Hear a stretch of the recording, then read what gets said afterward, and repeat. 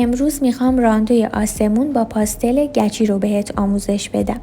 برای این کار با پاستل اطراف بنا و دو طرف بنا تا جایی که خط افق هست رو با هاشوره مورب پر میکنیم که یه شکلی شبیه ابرای پراکنده توی آسمون بهمون میده.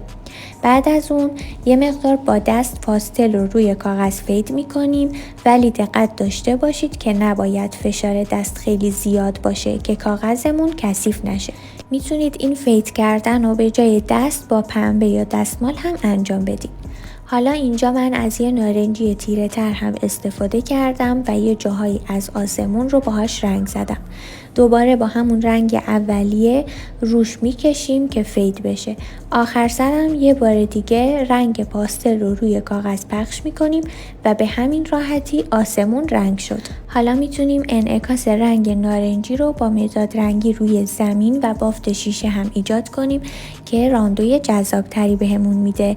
ممنون که تا این قسمت آموزش همراه هم بودین. حتما این پست رو با دوستاتونم به اشتراک بذارید.